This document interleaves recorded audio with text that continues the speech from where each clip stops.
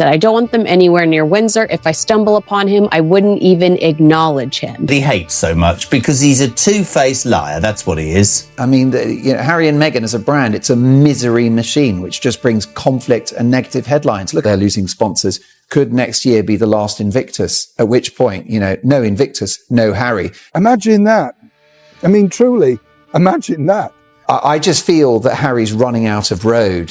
He's running out of road as this global influencer. Reports claim Prince William has decided that Meghan Markle will not be included in events connected to Princess Diana's upcoming 30th anniversary tribute. The Diana Award remains the only royal patronage still shared by William and Harry, making it especially significant. Sources suggest William's stance has become increasingly firm after years of disagreements and growing tensions. Questions over accommodation during Harry's UK visits reportedly added to the strain between the brothers. Another reported proposal involving Diana's memorial is said to have further deepened the divide. According to these claims, the continuing disputes have reinforced William's determination to keep clear boundaries around his mother's legacy. Here's the thing.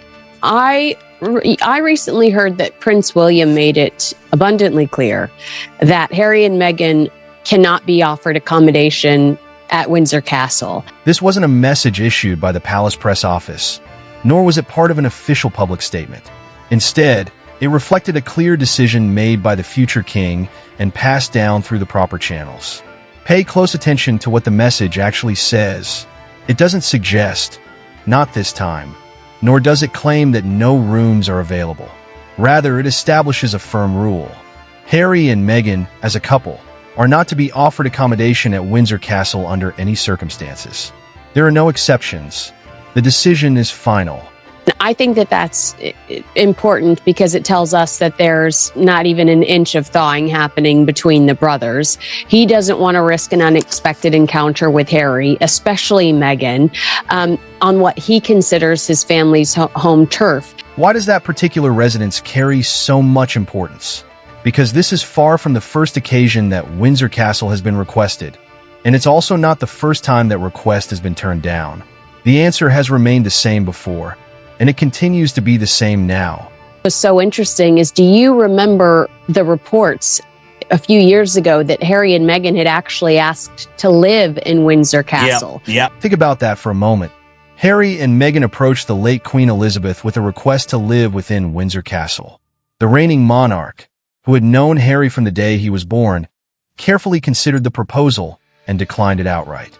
There was no attempt to soften the decision or present it differently. The answer was a clear and direct no.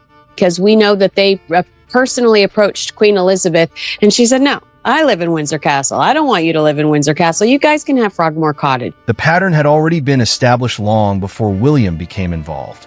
Harry and Meghan requested Windsor Castle, but Queen Elizabeth declined the request and instead offered them Frogmore Cottage as an alternative. As the years passed, that arrangement came to an end, and Frogmore was no longer available to them. When they returned, the decision was no longer in the hands of a grandmother. It rested with a brother. According to reports, this was the response William gave. So it's my understanding that Prince William has put his foot down and said, I don't want them anywhere near Windsor. If I stumble upon him, I wouldn't even acknowledge him. Take a moment to focus on the second part of that statement. It wasn't simply, I'd rather not see him, or it would be too uncomfortable. The reported message went much further. It suggested that William would not even acknowledge Harry's presence. That goes beyond ordinary estrangement. It reflects a complete withdrawal of recognition. The implication is that if Prince Harry entered the same room, Prince William would reportedly behave as though he wasn't there at all. Many mainstream media outlets chose not to highlight that particular claim. That brings us to the question many people have been searching for. Why doesn't Prince William speak to Prince Harry? One interpretation is that William is not merely declining a conversation. Instead, he is said to be rejecting any form of relationship altogether. According to this perspective, the reason is not Harry's memoir, the documentary series, or even the Oprah interview. The explanation, it is claimed, reaches much deeper into the family's history. The next part of the story points to a graveyard in Northamptonshire, where the narrative says the answer begins to unfold. It's Orwellian doublespeak, isn't it? Because they've humiliated themselves by having a war of words with the palace about Harry's accommodation at Buckingham Palace, which didn't need to happen, but it's vintage Sussex behaviour. This wasn't simply a misunderstanding. It was portrayed as a negotiation carried out through newspaper headlines, driven more by the pursuit of publicity than by the need for accommodation. The question that naturally followed has remained at the center of discussion among royal observers ever since. Meanwhile, with Buckingham Palace, the palace is saying we offered Harry accommodation. Then we're hearing from the Sussexes there was no accommodation. Then we said yes, then it was too late.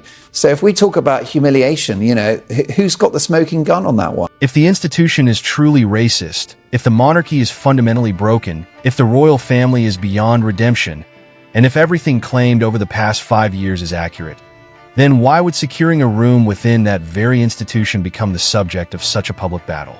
That question has continued to fuel debate and remains one of the biggest points of discussion surrounding the entire situation. Why is it that all of me, and I'd love your opinion on this, Poppy, all of me thinks this is all for their brand, this is all about a few clicks? There is no way for both of those ideas to coexist. Either the monarchy is the institution that allegedly caused them immense harm, or it is a place considered valuable enough to fight publicly for a residence within it. The argument suggests that the two positions cannot both be true. You have to choose one. According to this perspective, that choice has never been clearly made, and that inconsistency has become a defining feature of the Sussexes' public narrative. Now, attention shifts to a third location, Highgrove. This is where King Charles reportedly took a step that, at the time, many people believed did not receive the recognition it deserved. You are both part of a couple who said that the monarchy is racist and everything about it is fundamentally wrong. Why, Poppy, then? And Kins and I have spoken about this so much. Would he take a room within an institution that he hates so much? Because he's a two-faced liar, that's what he is. The meeting did take place, and the king spent time with his grandchildren. Harry and Meghan were able to bring Archie and Lilibet onto royal property. At first glance, it appeared to be a positive outcome. However, the real significance lies in the conditions under which it happened. A closer look at those terms reveals why the arrangement attracted so much attention. I think actually quite cleverly, King Charles has called Harry and Meghan's bluff, because effectively I believe that the Sussexes were using the kids, leveraging Archie and Lily to engineer the royal return. There was no public celebration, no official photograph, no media access, and no staged image of a grandfather spending time with his two young grandchildren on the grounds of a royal estate. The visit remained entirely private, taking place behind closed doors without any public documentation or publicity. According to this perspective, because nothing from the meeting was made available for public or commercial use, it offered no promotional value for the Sussexes brand in the American media market. And so King Charles said, brilliant, in that case, behind closed doors, at a royal property, no fanfare. Well, that's unfortunate, because I believe that the Sussexes would like to have the bells and whistles and would like to have the photograph, which would have been a PR coup for them and for their brand in America. It was described as having very little lasting value. Read that statement carefully, because it has been presented as one of the sharpest observations ever made about a royal family reconciliation. According to this viewpoint, the reunion carried no commercial or public relations value. For a public image that some critics argue depends heavily on retelling personal experiences, a reunion that cannot be shared, promoted, or monetized is seen not as an opportunity, but as a cost. Everything discussed up to this point has received widespread attention. The reported Windsor restrictions, the Buckingham Palace controversy, the Highgrove arrangements, and the extensive media commentary surrounding them. However, one part of the story has received far less attention. While those events were unfolding in London, members of the family reportedly traveled north to Northamptonshire, to Althorpe, and to the island in the lake where Diana, Princess of Wales, is buried.